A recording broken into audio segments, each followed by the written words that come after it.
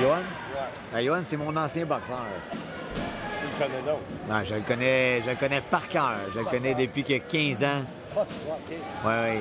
Johan Trottier, que je connais très bien. Johan, on sait qu'on va avoir un très bon combat avec Johan, un guerrier comme peu de boxeurs. Ah ouais. Tu sais, prêt à affronter n'importe qui. N'importe quand. Des fois, c'est ça. Le problème, c'est qu'il est en contrôle de sa carrière au lieu d'avoir un entraîneur qui le gère. Exactement. Donc, c'est le défaut. C'est la chose qu'il devra ajuster s'il veut avoir une longue carrière, une vie en santé. J'ai un boxeur, John Mauro, un boxeur qui a été champion du Québec. À mon dernier gala, le 13 avril dernier, on s'est fait annuler le combat de John, qui était la demi-finale, 5 jours avant.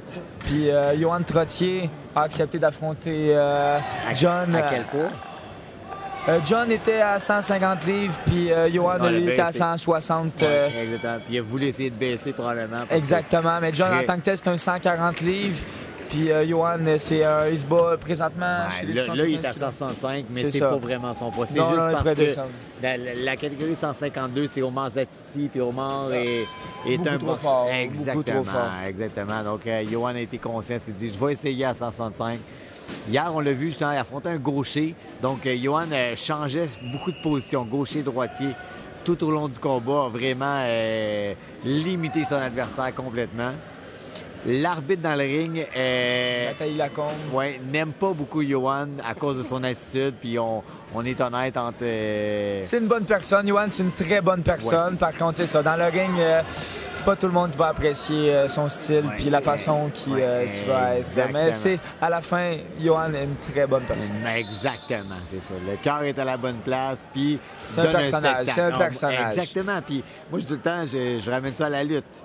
À la lutte, c'est les personnages qui ont duré le plus longtemps, qui ont fait justement l'histoire de la lutte. Ben, la boxe, c'est aussi ça. Les Hector Camacho, les Livingston Bramble, les Mohamed Ali, des personnages. La boxe, c'est un spectacle. La boxe professionnelle, la boxe en tant que telle, les gens sont là pour voir un certain spectacle.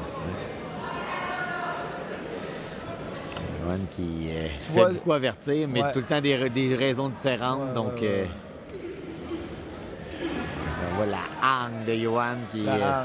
Effectivement, le coin rouge est beaucoup plus technique, un boxeur plus technique, mais un boxeur comme Johan, c'est difficile. C'est pas un style qu'on voit souvent. Ah non, vraiment unorthodoxe. C'est un boxeur qui surprenamment, a un très, très bon jeu de pied. Il pourrait se déplacer autour comme si rien n'était. Vraiment capable de tout faire. Gaucher, droitier. Mais là, on doit être en orthodoxe pour déstabiliser un boxeur beaucoup plus gros que lui.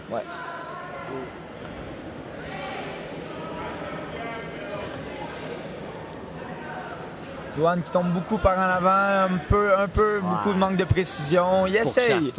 Il essaye. Le coin rouge se déplace quand Johan part à la guerre. Ce qu'on voudrait de Johan, on part avec des coulages, revenir en ligne droite, revenir avec le jab direct ensuite.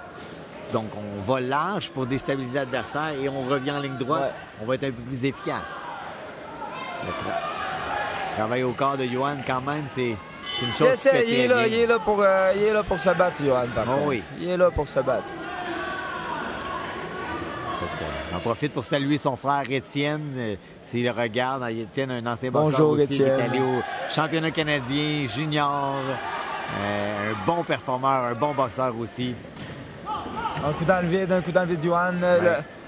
Le coin gauche est revenu, mais on voit beaucoup d'accrochage là, présentement. Avec un boxeur comme Johan, souvent, là, il va y avoir beaucoup d'accrochage. 10 secondes avant la fin du round. Oh, encore une perte d'équilibre du côté de Johan.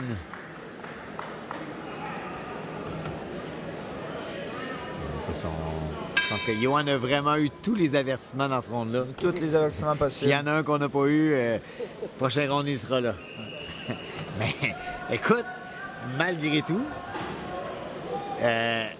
Johan est celui qui a créé l'action. Oui, effectivement. Celui qui a lancé le plus de coups, celui qui a touché le plus de coups.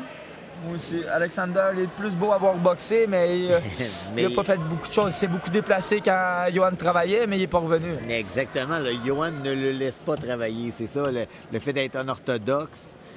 Maintenant, du côté de Johan, on aimerait ça un petit peu plus de précision. Peut-être des directs au corps au lieu d'aller chercher tout le temps le long crochet. De revenir en ligne droite un peu plus. On voit du côté du coin rouge l'assistant coach Gord, c'est l'entraîneur de Oakville. C'est un entraîneur que je connais très bien. C'est l'entraîneur de Pedro Bernal, un boxeur mexicain qui boxe pour Tree Lion Promotion, une équipe de promotion en Ontario. Gord était un très bon entraîneur réputé en Ontario. On voit beaucoup que Johan tombe un peu par en avant sur son jab qui a essayé de travailler au corps. Ouais. Il y a eu des beaux petits mouvements de tête pour commencer le rond. Là, on tourne gaucher.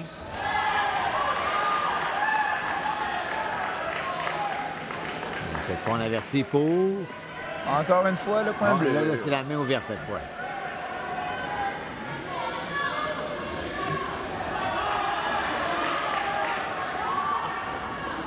Du côté du coin gauche, Alexander, on n'a pas l'air de savoir vraiment comment s'ajuster face à un style comme Johan. Non, mais en même temps, Alexander ne lance pas de jab, ne contrôle pas la distance. Il réagit. On enlève un point. On enlève un point. On n'est pas surpris. Main ouverte cette fois.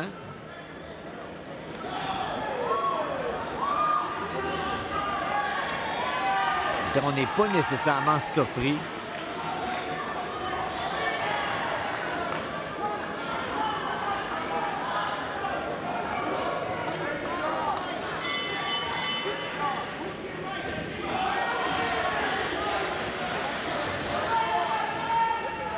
Beaucoup d'accrochage dans le combat, beaucoup d'accrochage. Je trouve l'équilibre.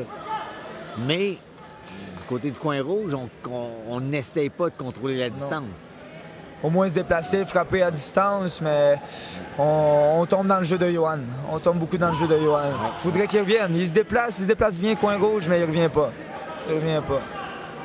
Encore une fois, Nathalie qui avertit Johan pour la 43e fois du combat. Écoute, après 40 fois, on sait qu'il doit y avoir une partie de la faute qui revient à Johan. C'est de valeur l'accrochage. Mais c'est le rouge qui accroche beaucoup en échange. Mais Johan en profite. Johan est brillant. On n'apprend pas un vieux singe à faire des grimaces. Il commence à envoyer son jab, c'est ça. Oui. Ça a pris du temps, mais... Garder les distances, travailler en ligne droite du côté du coin rouge, déplacer, travailler en ligne droite, pas le laisser se rapprocher, puis travailler, pas juste se déplacer puis pas revenir. Parce qu'en tant que tel, Johan a un certain avantage, vu qu'il met la pression. Il essaie quelque chose. Oui. J'ai quand même l'impression qu'au deuxième round, le blanc a plus essayé. Ah.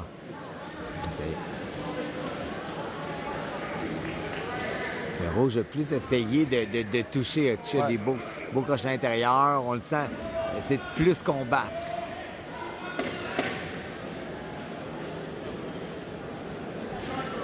Ah, nouvel avertissement. On essaie de ne pas lever avec l'épaule. On varie les avertissements. Fin du deuxième round, l'avantage en plus du point perdu du côté de Johan. L'avantage selon moi au point rouge, Seulement. Totalement d'accord avec toi. Je pense que c'était beaucoup mieux.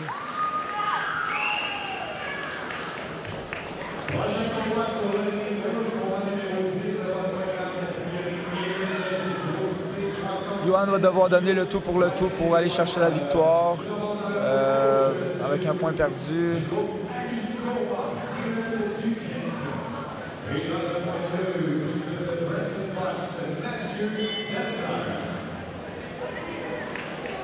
C'est maintenant le début du troisième et dernier round pour accéder à la finale.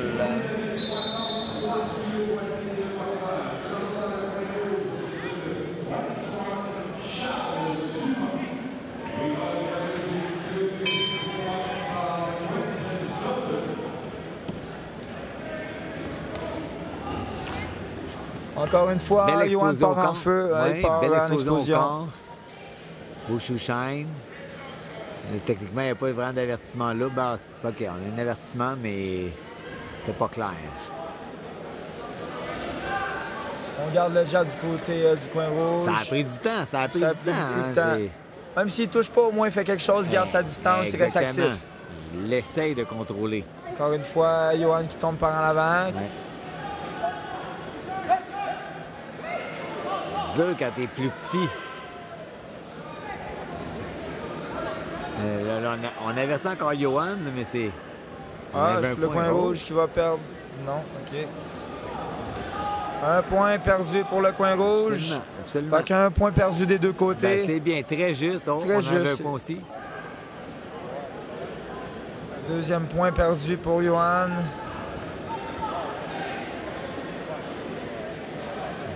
Ça ici... il y a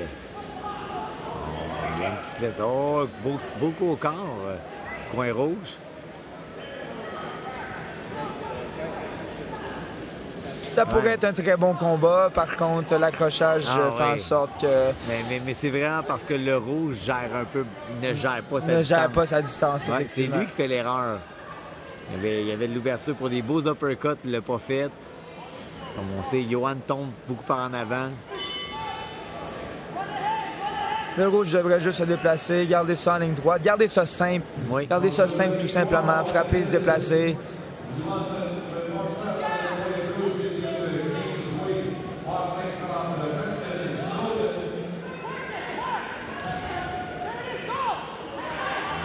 Tentative ici avec l'uppercut à l'intérieur. On va avertir pour la tête. Un coup bas donné du côté de Johan. Oh!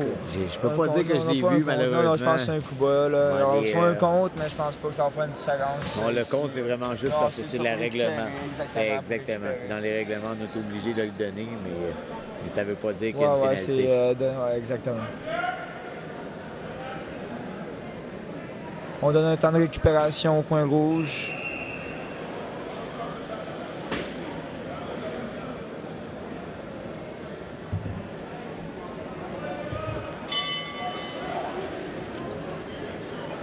Le coin rouge semble prêt.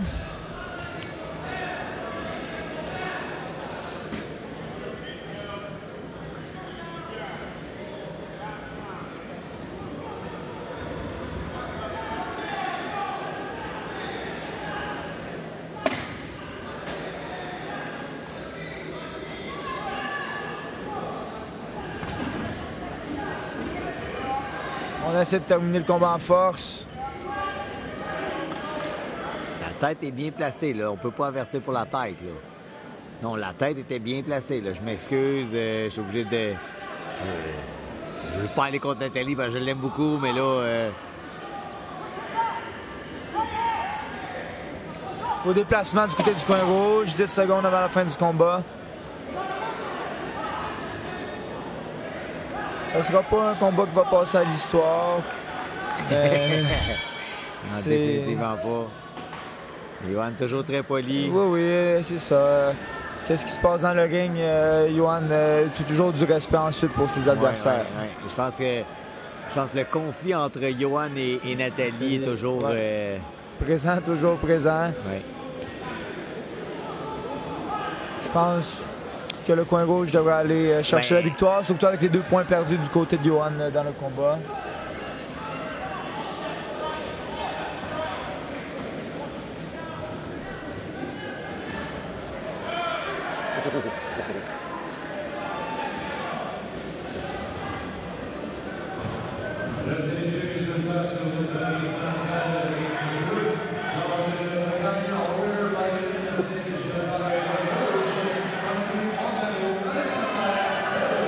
Victoire de l'équipe d'Ontario, le coin rouge par décision unanime, une victoire qu'il mérite dans un combat. Je suis d'accord avec... Johan Trottier qui remporte la médaille de bronze. Tu vois que Johan est fâché de la décision. Qui peut être un certain... trop d'accrochage. Trop de fautes répétées. Ouais. C'est un très bon boxeur. Johan est un très bon boxeur. C'est juste qu'il doit travailler sur les erreurs techniques pendant ses combats. Moins tombé.